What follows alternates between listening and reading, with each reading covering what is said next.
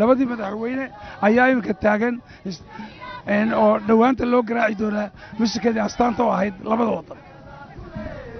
sida maxamed daahir baa uu inala socodsiinayey madaxweynaha federaalka ee Soomaaliya madaxweynaha jamhuuriyadda federaalka ee Soomaaliya mudane maxamed cabdullaahi farmaajo ayaa haatan memberka la fuulay mudane Ismaaciil Cumar Geelle oo diyaaradda ka soo degay kooxda buunda muusikada ayaa garaacaya astaanta jamhuuriyadda Jabuuti oo lagu soo dhaweynayo madaxweynaha jamhuuriyadda Jabuuti mudane Ismaaciil Cumar Geelle hinjina usara kacay waa la garaacayaa iminka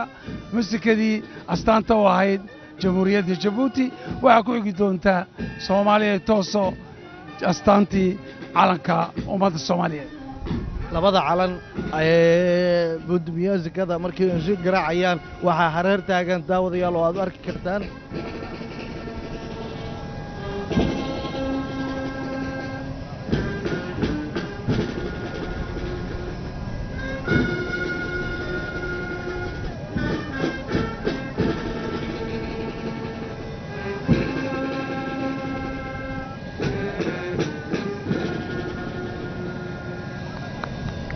astaanta calanka Jabuuti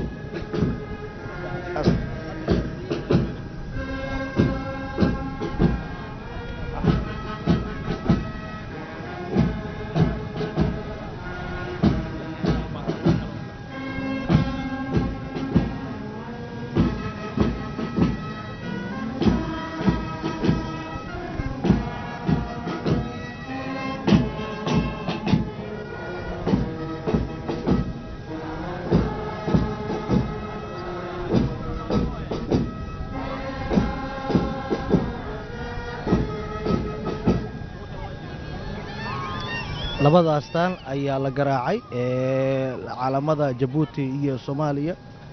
madaxweynayaashii wali way u taagan yihiin salaan qaadashada ayay ciidanka xoogga dalka Soomaaliya ka qaadanayaan salaanta markana salaan sharafkii ciidamada cutubyo ka socda ciidanka ama xoogga Soomaaliyeed ayaa iminka hor jooga oo madaxweynuhu uu ka qaadanaya salaan labada madaxweyne memberkii ayay labada madaxweyne ka degayaan waxaa horkacaya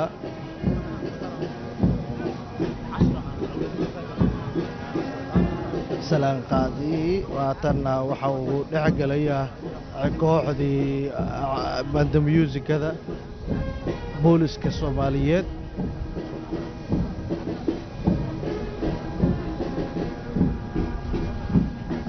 kooxdii muusiga astaanta labada waddan tumaysay ayuu madaxweynaha jamhuuriyadda iyo madaxweynaha federaalka jamhuuriyadda federaalka ee Soomaaliya ay hormarayaan iminka socodka ciidanka military ayay ku socdaan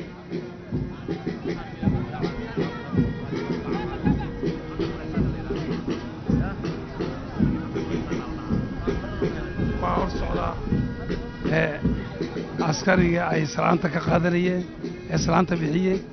labadii calan ayay hor joogsadeen labada madaxweyne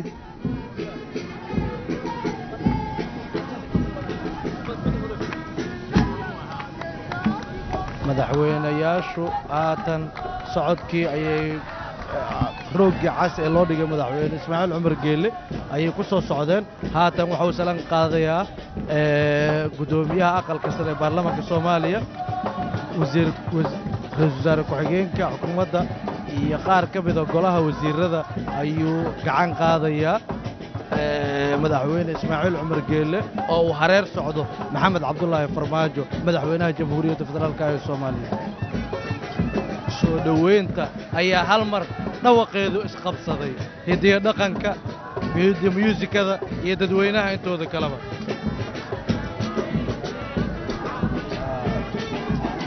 labada madaxweyne iminka waxa ay salaamayaan wasiiradii ama xubnihii golaha wasiirada ee Soomaaliya oo madaxweynaha jamhuuriyadda Jabuuti iyo madaxweynaha jamhuuriyadda federaalka ee Soomaaliya ay gacan qaadayaan waxaad halkan ku arki doontaa dhawaanta oo diyaar u ah soo dhaweyntiisa hobollo ka tirsan hobollada jamhuuriyadda federaalka ee Soomaaliya dadweynihii baa aad iyo aad ugu soo baxay ciyaaro hidiya dhaqana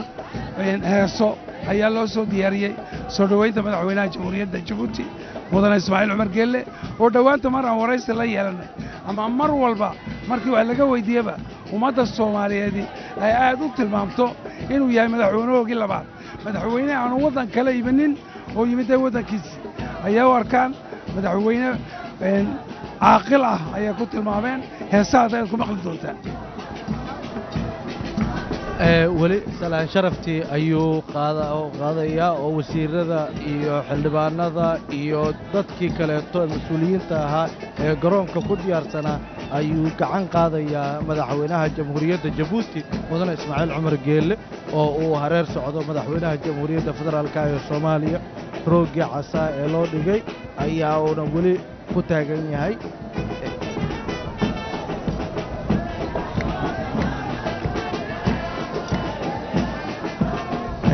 kooxdii hidiya dhaqanka iyo fanaaniintii ayuu soo dhex galay madaxweynaha jamhuuriyadda jabuuti mudane ismaaciil cumar geelle markanna oo suugaan ku cabbiraya farxadda soo dhoweynta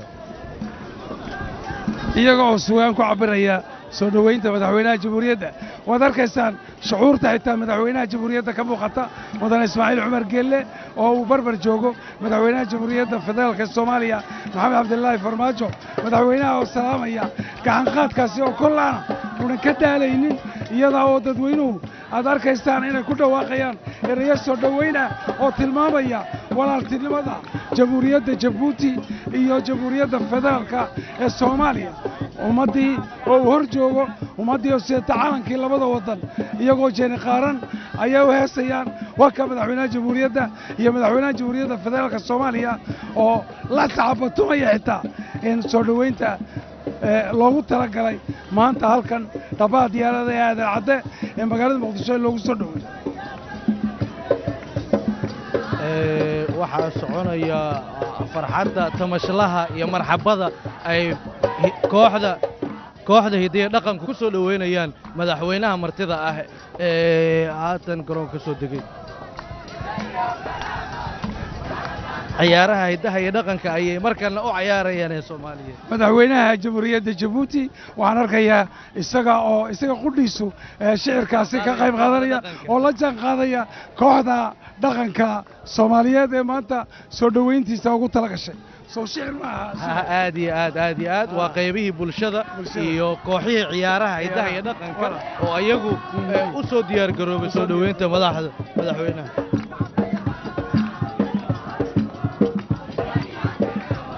waxaa isqabsaday sacab iyo marxabo iyo tamashle lagu soo dhaweynayo madaxweynaha si farxadii ka muuqato ayay dadku labada calanba u ruxayaan iyo sawirrada labada madaxweyne soo dhaweyntaasi inta ay leeg tahay iyo soo dhaweyntu tilmaam haddaad ka bixiso sugaalow maxaad oran lahayd wallaahi waa mid heerkeedu sarreeyo oo aan isdhihi karayo waa mid aad loogu diyaar garoobay marka loo eego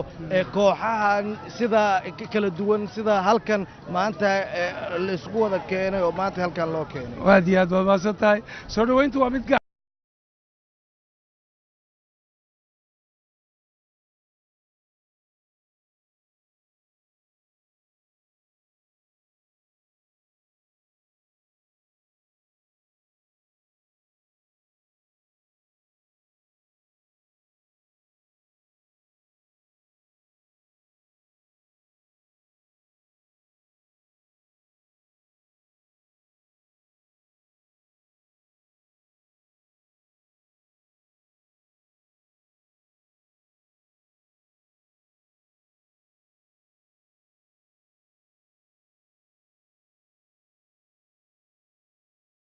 saaxiibtinimo heerkii laba wadan ay isku soo dhawayn lahaayeen aad ayay u dhaaftay halka waa wadan kaliya la oran karo maxamed daahir halka ayay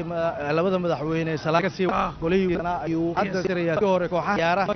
iyo dhaq soo la dhac si ayaga gud iyo soo dhaweyn marka maxamed maanta uu ka duwan yahay sidii uu ahaan jiray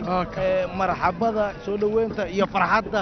shacabka iyo madaxda kala duwan soo dhaweynaya Ismaaciil Cumar marxabada aad iyo aad baan ula yaabay su'aal wadan kaaga tagay soo dhaweyn maxamed daahir ayuu ahaa daawadayaalkaas wariyaha reer jabuuti oo asagu aan uga mahad celinayo maanta inuu garabkayga inta istaago soo dhoweyn heerkeedu sarreeyo inuu ila tabiyo marka soo dhoweynta madaxweynaha dalka jabuuti mudane ismaaciil cumar geelle oo ka soo degay garoonka muqdisho haatanna loo gudbinayo qaybaha martida ee garoonka ayuu ahaa oo ila tabinayay wariyahaasi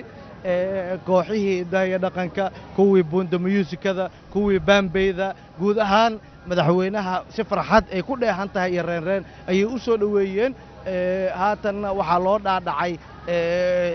qolalka martida lagu soo dhoweeyo oo labada madaxweyne wada hadallo ku qaadan doonaan soo dhoweynta madaxweynaha dalka jabuuti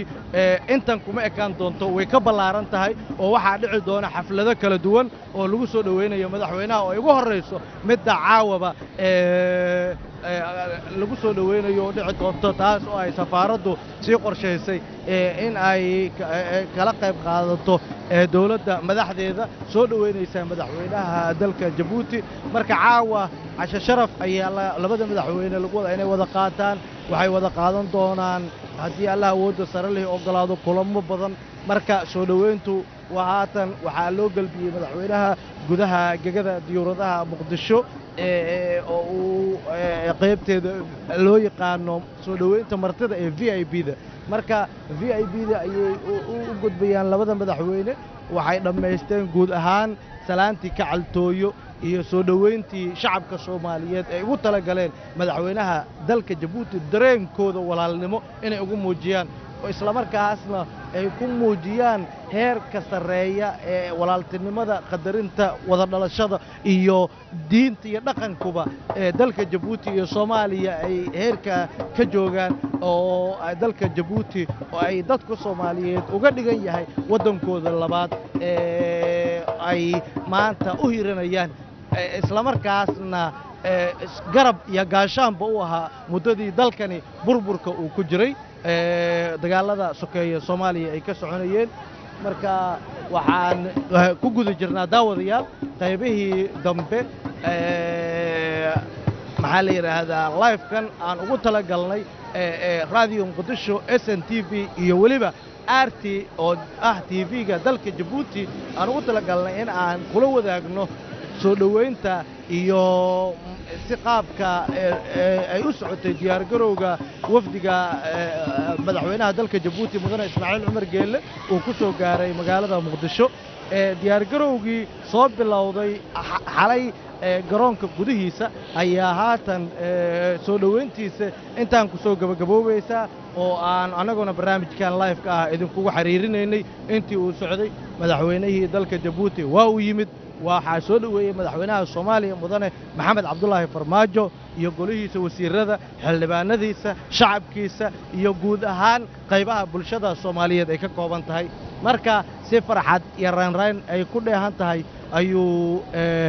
madaxweynaha dalka Jabuuti garoonka aadan cadde ee magaalada Muqdisho u soo caga dhigatay garoonkiisa looguna soo dhoweeyay waxaa jiri doona saa horey kugu sheegay soo dhoweynta inta ka ballaaran oo aan ayagana idinla wadaagi doono oo ay dawladda federaalka ee Soomaaliya iyo qaybaha bulshada uu fadhiyo kula yeelan doono madaxweynaha dalka Jabuuti labada cisho ee uu ku sugan yahay magaalada Muqdisho ee caasimadda waddanka Soomaaliya marka barnaamijkan gaarka ah wuxuu ahaa kii aan ugu tala galnay soo dhoweynta iyo tabintiisa guud ahaanna daawadayaal waxaanu intaas ku soo afmeeraynaa barnaamijkii tooska ahaa ee aad kala socoteen garoonka aadan cadde ee magaalada Muqdisho oo aan noo ahaa soo dhoweynta madaxweynaha dalka Jabuuti mudane Ismaaciil Cumar Geelle oo aanu ugu tala galnay in aan shacabka kula wadaagno dareenka soo dhoweyneed ee loo muujiyay ama loo muujinayo madaxweynaha dalka Jabuuti